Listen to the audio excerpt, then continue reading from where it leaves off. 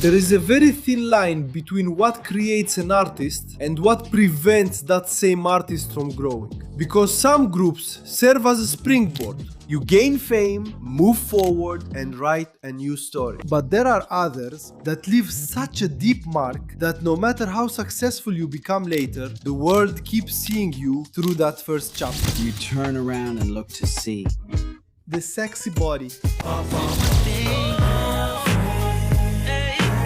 And maybe no one represents this idea better than Omarion, an artist who reached the top of the charts, sold out arenas, was nominated for a Grammy, starred in movies, and built a highly respected solo career. In my arms, in my mind, all the time, I want to keep you right by my side.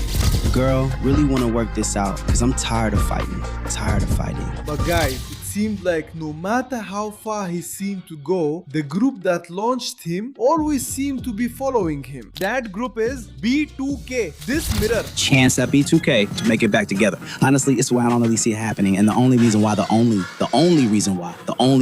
is because he is. That's what we're going to discuss in today's video, which is a deep analysis of Omarion's career. But before I say anything, hey, action crew in the house. Listen, if you're not subscribed to this channel, my brother, my sister, look, go ahead and subscribe, leave a like, turn on notifications so that when I drop an awesome video like this one, you'll be the first to know. And you guys know that I also launched the mentorship program. This is my last video about the mentorship, as all spots are now full and I have to close registration. So if you want to secure your spot, go to the link in the description of this video or the first pinned comment below and you'll end up messaging me on WhatsApp and I'll explain everything to you personally, alright? So let's get started, because Omarion's story is long, there's a lot for us to think about, and we're going to tell everything properly now. Act 1. The Perfect Boy. Omarion Ismael Granberry was born on November 12, 1984 in Inglewood, California. And obviously you probably already know that growing up in that area of California was pretty much synonymous with being immersed, practically from your mother's womb, in hip-hop culture, R&B, and even pop as well. And from a very young age, Omarion proved that he wasn't an ordinary kid. He had what many people call star quality, meaning he already had that star quality. The guy was impressive since he was a little kid. He had a natural presence with swagger, style, you know, that no acting class, singing lesson, or dance class could ever teach a kid. Even as a kid, he starred in TV commercials for big brands like Kellogg's, for example, and even McDonald's itself. But Omarion was never just about TV commercials. It was dance. He really loved to dance. He had a lightness about him, a natural fluidity in the way he moved, and the charisma that instantly caught the attention of anyone watching him dance. He started working as a backup dancer for R&B groups of the time, like for example the girl group Before Dark. And it was clear to anyone watching him on that stage that he had a future in showbiz. But raw talent isn't enough. It takes a few factors to polish that gem. Actually, I can tell you that one of those factors would be the right person to polish that gem. And this is where a key figure comes in for us to understand Omarion's story. His name, Chris Stokes. Okay, for you to understand B2K Omarion, anyway, you basically need to know who Chris Stokes is. Chris wasn't just a traditional music manager. He was a strategist, an architect of youth pop culture and R&B in the late 90s and early 2000s. He had already proven his point with the success of the group Immature, which later became IMAX. I've mentioned this group a few times, the one led by Marcus Houston.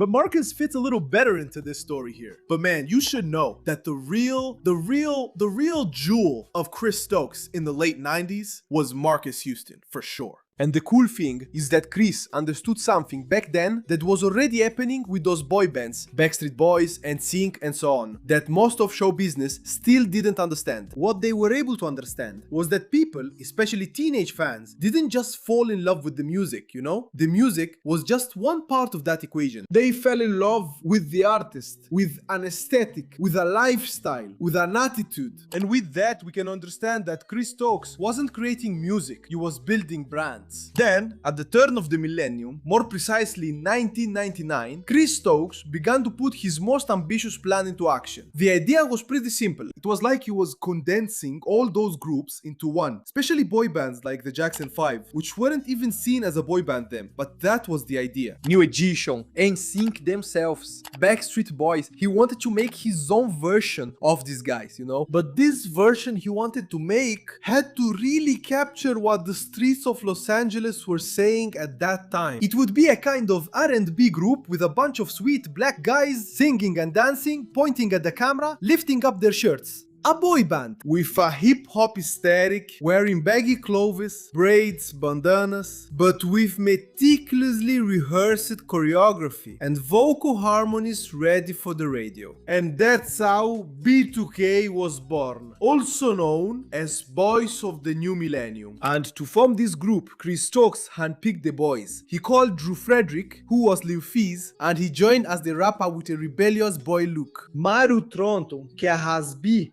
que o energi e pro rolou de hypemento do grupo. Jahel Houston, J-Boog, who was the balancing force in that group. But for this element to work with 100% precision, they were missing that guy, the leader, you know. The guy who had that football team captain vibe, but at the same time had a completely flawless voice and, just as important, could also dance really well. And you probably already understand what I'm saying, that he had to call Omari to be part of this group. Omari would be the voice for the passionate choruses, and all the choreography had to revolve around him. And it was in this playful moment that he added the O to Omari's name and he became Omarion. When Chris put Omarion at the center of B2K, he wasn't just choosing a singer, he was creating the prototype of the perfect R&B boy of the 2000s. Omarion was handsome, he sang well, danced at a professional level, and exuded magnetic charisma. The marketing strategy from Stokes' production company, the Ultimate Group, also known as TUG, was very aggressive in promoting him, and these people who were created were designed to fill magazines like Ride On and Word Up.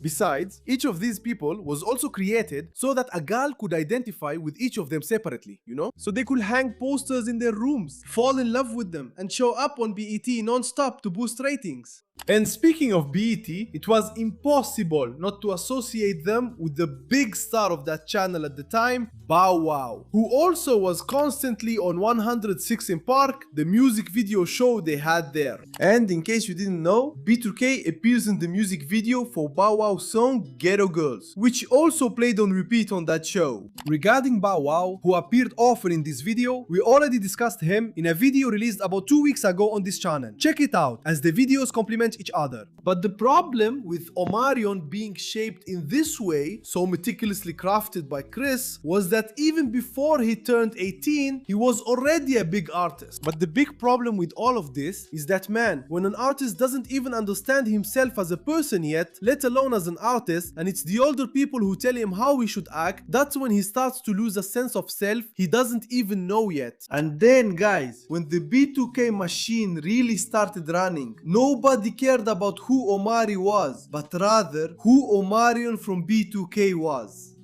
And Act 2. B2K conquers the world. If in the first act we managed to show how Omari became Omarion, now in the second act, man, we needed to talk about how much B2K started to take over the world. And when I say take over, I'm not using a figure of speech. The early 2000s were the peak of the musical television era.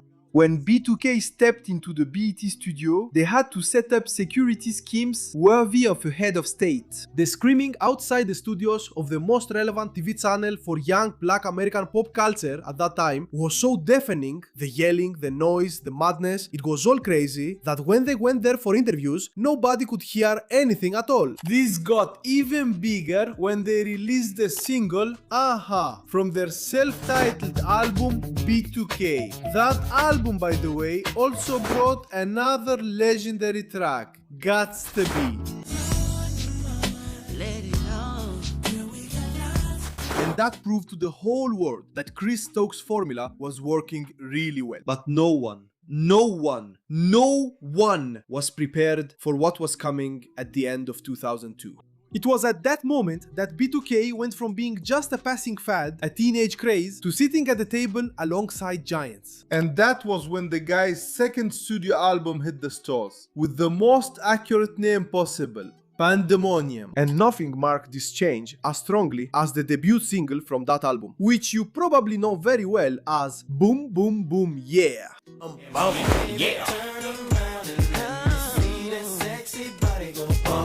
B2K's partnership with Digi. Man, what could be more important than the royalty of hip-hop, the owner of Bad Boy Entertainment, one of the most influential guys in the genre at that time, blessing the debut single of their album and turning them into a worldwide phenomenon. It's also worth remembering that Didi had a hand in B2K. Wow, I don't think that analogy sounded very good, but you get what I mean, right? It's also about the management of B2K, so none of this was by chance. But the result of all this is that it ended up soaring to #1 on the Billboard Hot 100. Pandemonium also brought the legendary track Girlfriend, which only managed to crack the top 30 on the Hot 100. But that didn't stop it from being a legendary song that's still remembered to this day. Everything I want in my life except a girlfriend.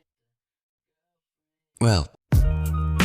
But what's important for us to know here is that by the end of 2002, B2K was no longer the guest artist opening shows. He was the one people paid to see, right? Now they were literally the main attraction. But what about Omarion? Well, at that moment, the singer thought he was building a career, when in fact, he was just a piece helping to build a brand that would go on to haunt him for the next 20 years. This explosion of hits gave rise to the legendary Scream. Well, if you lived through the heights of the 2000s, first of all, you are lucky. I was just a kid. I don't remember almost any of that, only seeing those teas later on, when I was a bit older. But man, from what I saw in the images and scenes from that Scream tour era, those were really well-made, well-produced tours that drew huge crowds. Like if you think about B2K and Bow Wow filling up stadiums, it was like a black Beatlemania of the 2000s. Just going back real quick here, guys, in 2002, they released a remix album called The Remix Volume 1. But it was part 2 of this remix compilation, the Remix Volume 2, that really made history, especially here in Brazil, let's be honest. That's because this album had the remix of the song Girlfriend, which featured Ron G and R. Kelly along with B2K, and this song played a lot here in Brazil, mainly because it was part of the soundtrack for Mal'asau, if I'm not mistaken, in 2004, the one with Vagabond. And it was pretty much impossible not to watch the end of Mal'asau with a scene transition playing that.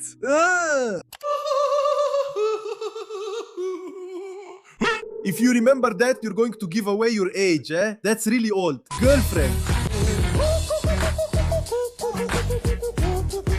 But the impact of B2K, man, back then, it went beyond all that. Actually, it went beyond the music itself, you know? Because they were immersed in the young black pop culture of that time. An example of that, and I think it was the first contact a lot of people had with B2K in their childhood, especially here in Brazil, was when they showed up in an episode of Static Shock. If you watched Static Shock religiously and you saw him every morning on SBT flying around on his electric board, man, there were days when you got scared and saw B2K singing Now You See Him there. And pretty much, for sure actually, you probably fell in love with the group right there, enjoying that real early 2000s black vibe they brought. And that's even in cartoon version, huh? That was the level of omnipresence those guys had. 2, 3, 4.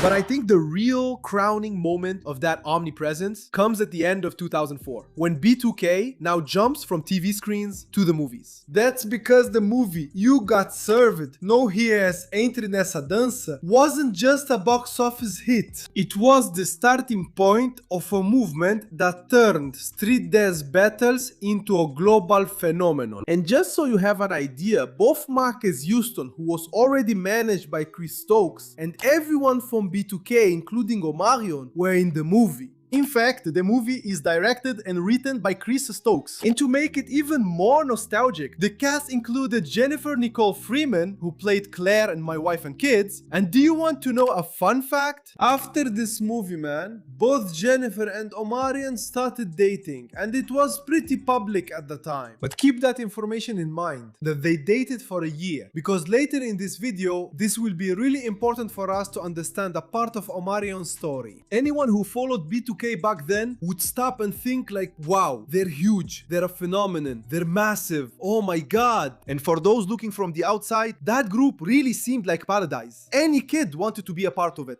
But the problem with building an empire so quickly is that the cracks in the foundation start to give way under the weight of the crown itself. And the bill was about to come due.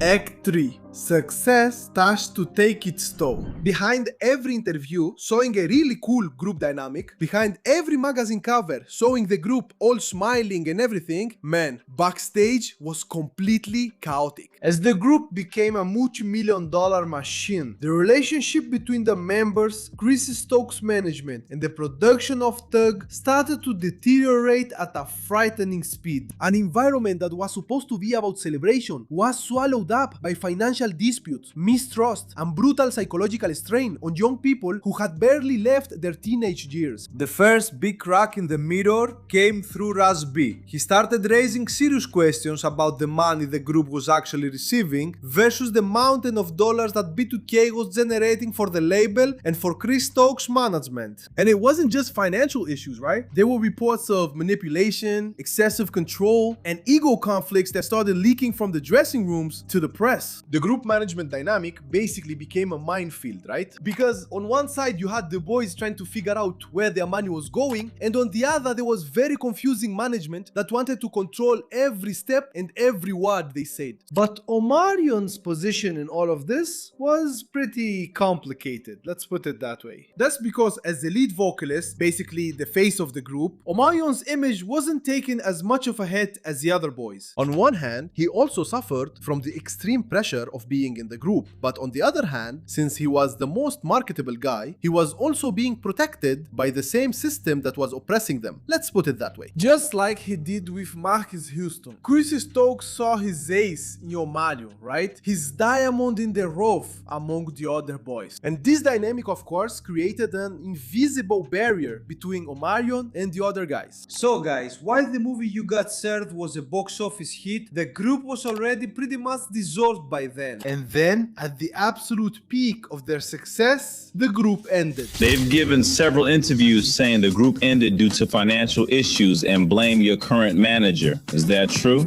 No, because I have a Mercedes-Benz, I got a house, money in the bank, and house my bank to hold this money. So I don't know what the dead one don't know what they money. And then, man, in the middle of a lot of disappointed fans, we have Omarion again, caught right in the middle of the crossfire, pretty much. But let's agree that what was going through his mind was that the same group that changed his life was now limiting his future a little. And the solution to this problem, the answer for this future, might come now.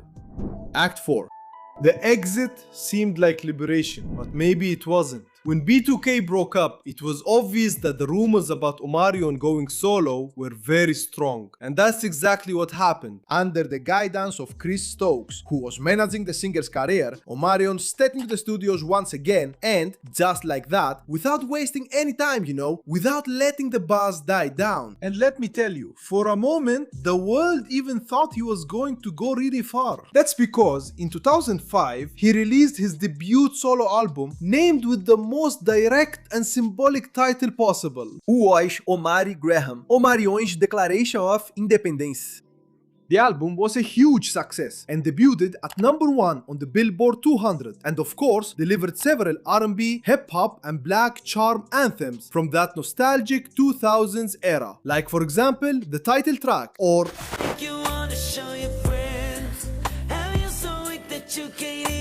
and the track Touch.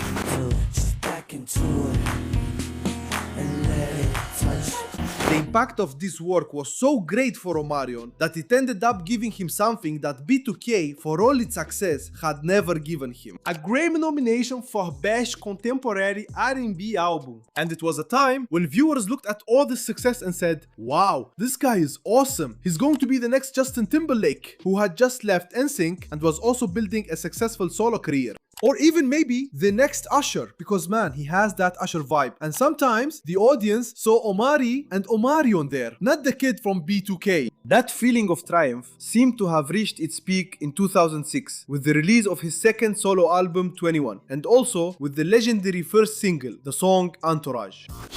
It's just me and you. But nothing would come close to his biggest hit at the time, right? Which was the song Icebox. But I can't help it 'cause my heart is in the same old condition that baby left it. Produced by the same Timbaland, who at that time was also working like crazy on Nelly Furtado's Lose and Justin Timberlake's Future Sex Love Sounds. And then the rest is history, which we've actually already told the story of Timbaland here on this channel. I'd highlight how Icebox stood out by bringing a more futuristic vibe, you know? Something really different from what was blowing up at that time, you know? That track about a broken heart was a monster on the charts, reaching the top 20 on the Billboard Hot 100 and cementing Omarion as one of the leaders of the new generation of modern R&B. And of course, along with names that were really on the rise at the time, like Trey Songz, Chris Brown, Neo, and so on. So man, on paper, B2K was just a chapter that had been left behind. Now Omarion was the king. But as you probably know, the music industry is a master at creating illusions. Even though we were flying high, right? Omarion was still under the guidance of Chris Stokes, who was there monitoring his every move. And man, inevitably, the past was waiting for him just around the corner in the next act. Act 5. And he never managed to escape. And this is where, man, Omarion's story stops being a chapter that could have had a future in the history of R&B and nostalgic pop and becomes almost a modern career tragedy in music. Let's put it that way. Wanting a bit more independence in his career as an artist, one of the first steps Omarion took was to recalibrate his path by getting closer to a long-term partnership. In other words, with Bow Wow. They had already made a big splash with the song Let Me Hold You by Bow Wow from his album Wanted, which came out in 2005, proving that the chemistry between the two of them could still yield good results. But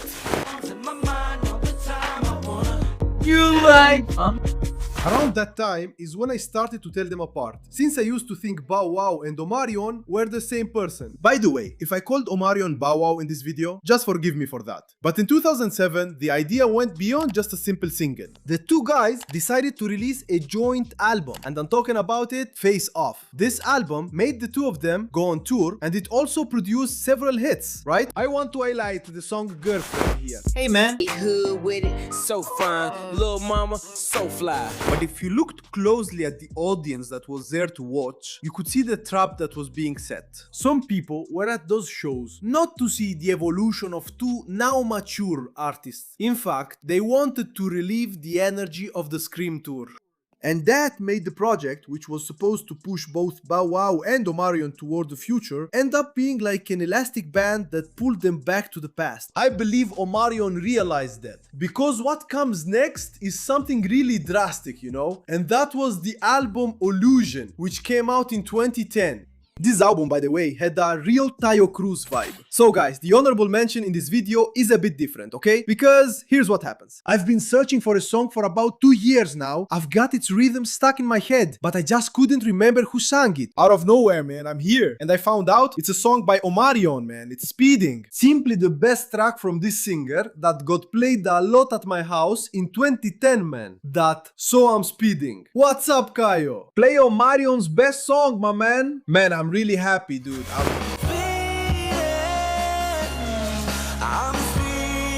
It also came with a series of other decisions he made, right, in this Illusion era. Like, for example, signing with the record label Cash Money Records. Chimmy Up with names like Lil Wayne and Birdman was going to bring a new image to Omarion, right? Because he was going to have a more urban vibe, more hip-hop, more drastic, you know, more raw, which was completely different from the sweet boy image from the boy band. Later, he moved to Maybach Music Group, Ricky Ross's label, where he scored the big hit Supposed to Be in 2014, his collaboration with Chris Brown and Zene Aiko. When I hit it, I'ma kill it, I'ma get it. The hit proved that Omarion still had what it takes to make it on the charts. But for some critics, you know, his style was still frozen in a time capsule. And that's when Omarion's personal life, he'd always been as much as possible a reserved guy, started to get more spotlight than his own work. That's because the singer joined the cast of the reality show Love and Hip Hop Hollywood, alongside his then girlfriend April Jones, with whom he even had 2 children. The exposure seemed like a perfect strategy to keep Omarion's name hot in hip hop culture. But I think that move kind of backfired a little. That's because the reality show made April's name much more popular than it already was. So, when she ends a relationship with Omarion, she starts dating Lil Fizz. Yes, Omarion's former B2K bandmate. But this isn't the first time Lil Fizz has dated one of Omarion's ex-girlfriends. Remember when I mentioned Jennifer Freeman, Claire from My Wife and Kids? As soon as Omarion ended his relationship with Michael Kyle's daughter, Lil Fizz then dated her too for quite a while.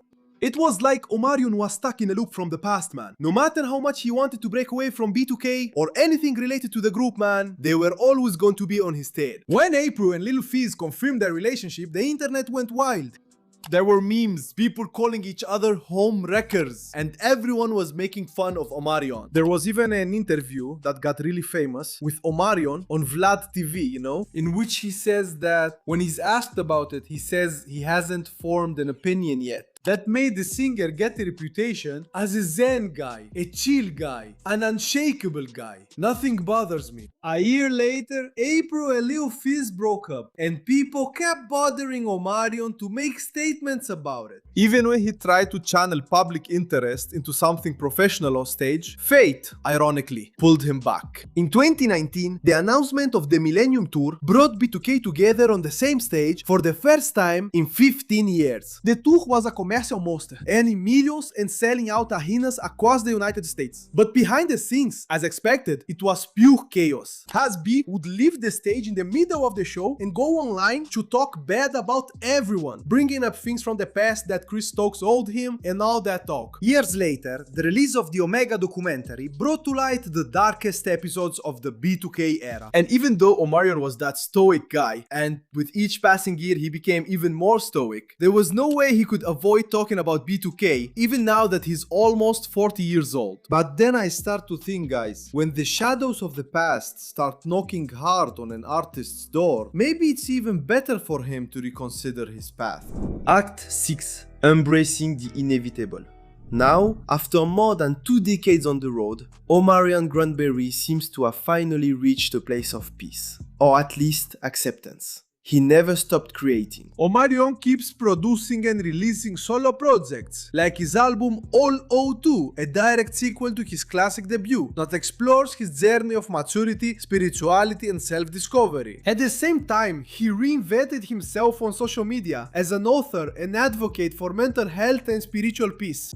Almost unbothered, really unbothered. In other words, a man who doesn't let external chaos disturb his inner peace. I wish I could be like that. But if you want to understand the ultimate victory of this idea, just look at when the stage lights come back on. That's because in this decade of the 2020s, this issue of nostalgia, especially for the 2000s, has become very strong. And as you follow here on the channel, several rappers and other artists have dived into it and are still riding that wave today. So if that was something that held Omarion back in the 2000s, here in the 2020s, the scenario is different. The demand from the public and the strength of this historic brand brought Omarion, Lil Fizz, Raz B, and J Boog back together for new chapters on stage with the mega production of the Boys for Life tour. Once again, alongside Bow Wow, a legion of fans who refused to let the 2000s die. Omarion has already publicly admitted that even though the guys are back together for this tour, their relationship will never be the same again. What is your relationship now with the B2K? We don't really have a relationship. Boog did come to one of my shows and we talked for a bit. But what matters now is that they are all free. From Chris Stokes, from Tug, and now the whole world can understand that B2K doesn't belong to the label, doesn't belong to anyone. B2K belongs to the culture.